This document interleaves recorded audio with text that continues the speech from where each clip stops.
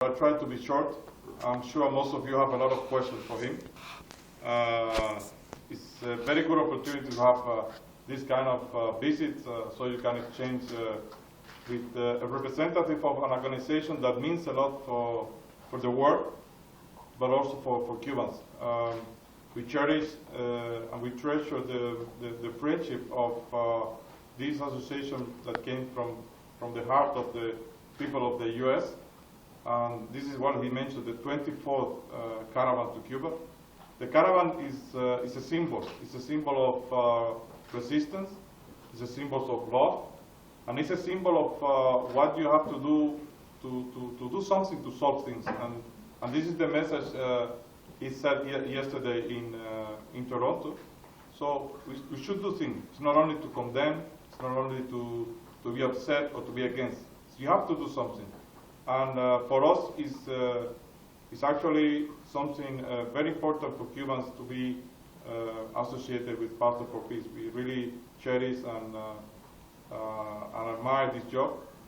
They are breaking the blockade. They are not denouncing. They are not speaking loud what they think. They are very courage. They are very brave. They had a leader that was somebody great.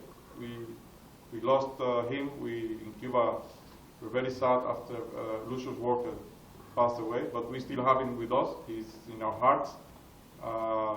He's a great man and teaches a lot in Cuba on how do we, especially he told us that we were right, because what he was doing somewhere else in the world, Cuba was doing the same. Lucius Walker with Pastor Porfin and the rest of the colleagues, they went to Africa. Cuba was also in Africa doing the same job. He was in Nicaragua, in Central America, South America. So it's also tell us that when good people come together, you are not never mistaken. So it tells you that you are on the right way. So I want to start with this small but heartfelt tribute to Lucius Walker and Pastor for Peace for this tremendous work to Cuba. On 26th of July, I think most of you are reading what is being distributed. I'm not going to go into the details of the event, but on the meaning. 26th of July, what happened was, well, Luisito was speaking about Cuba between 1901 to 1959 when the revolution came to power. So the attack to the Moncada garrison happened in 1953. So imagine Cuba in 1953 in the second term of Batista, which was the bloodiest dictatorship in Cuba, and his ranking in Latin America, and one of the top dictators in Latin America. Cuba that was submitted to all the powers of the US, and with a military that was trained, armed, financed by the US, with the lowest rates of illiteracy, poverty, whatever you want to mention. So Moncada garrison was the peak of that moment in which a group of youth with the leadership of Fidel decided that the way was the armed struggle, because we tried to overcome that through political ways, through elections, but it never happened. So they don't allow that to happen. So they went to the armed struggle.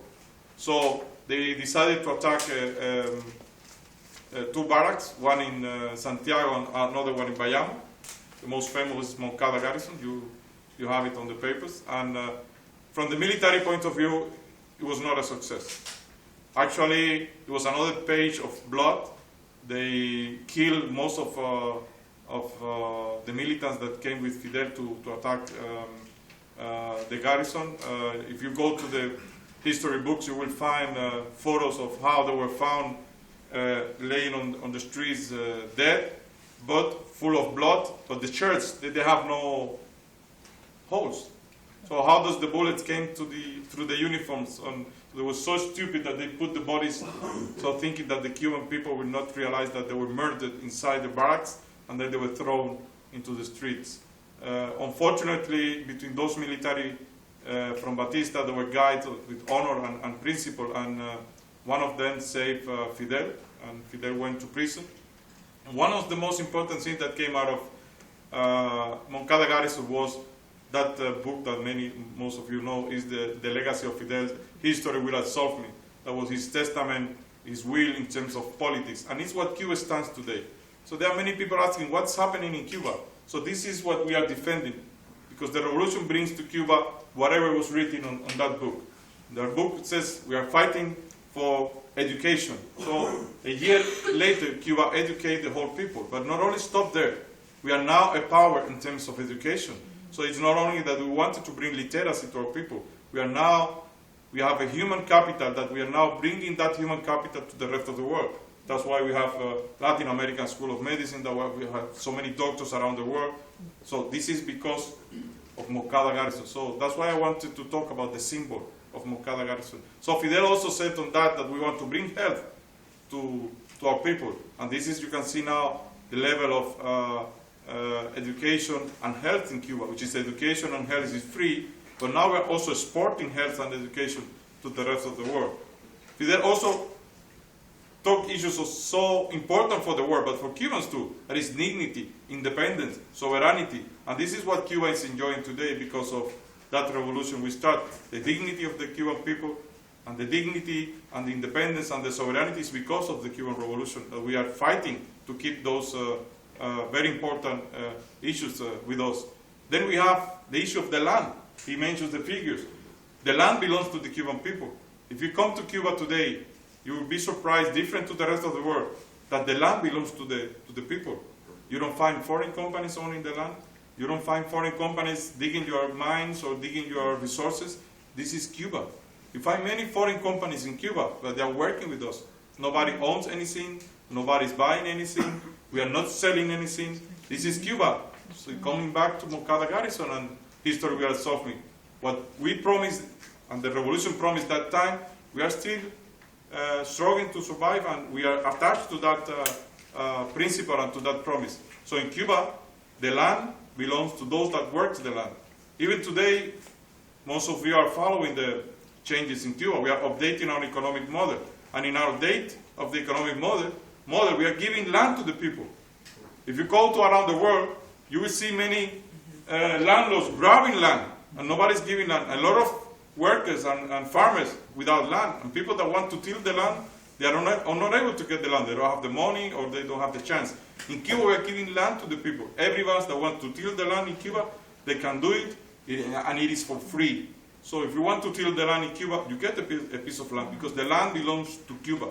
So if you are a Cuban, you are entitled to have land, not the foreigner. So this is Moncada, what we're talking about.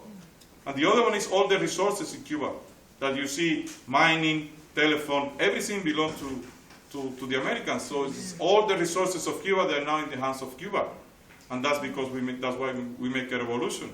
So from that moment to today, that's the symbol of Moncada Garrison.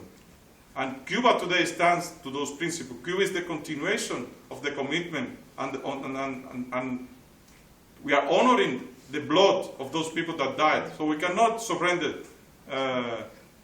all our weapons, whatever political or economic or weapons, military weapons, because we have to stand by our principle, and we have to respect all the blood, all the people that died because of what we are enjoying in Cuba today. We were talking about the blockade, and we were talking about the updating of the Cuban model. Cuba is updating its economic model. Cuba is moving forward. Cuba is making its socialism more sustainable and more efficient. But Cuba is still blockaded.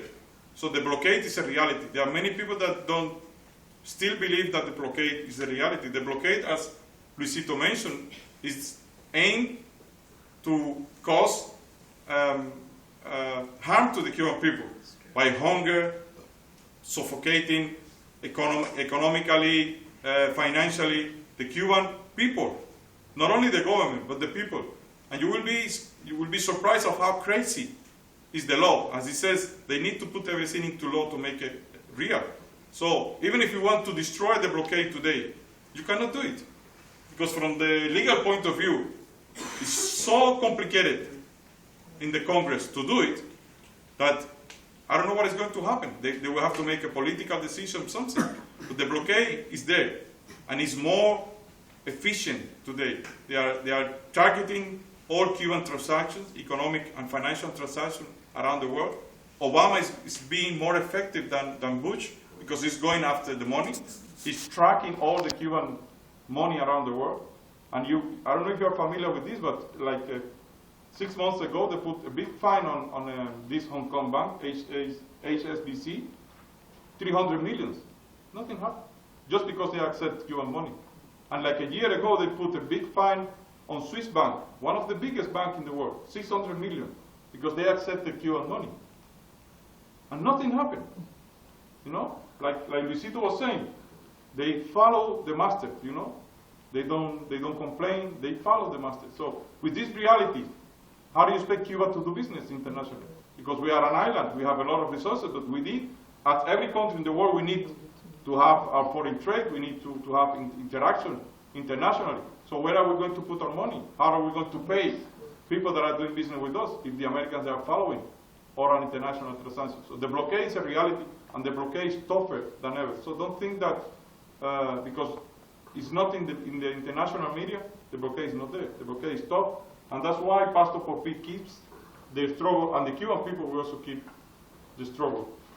So I leave it there. I think you will be very encouraged now to have a question and answer.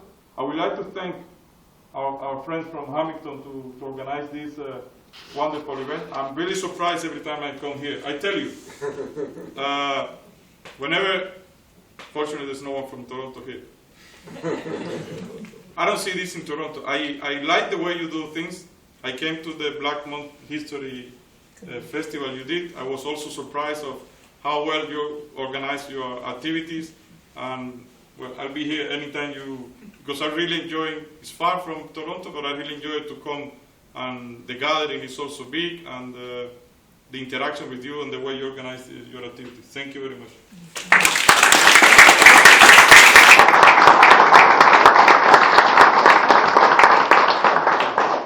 Hamilton loves Cuba. So I think, as Javier is suggesting, we'll open the floor to questions, and then we have a poem to close. We open with a poem, we close with a poem. Okay, so shall we?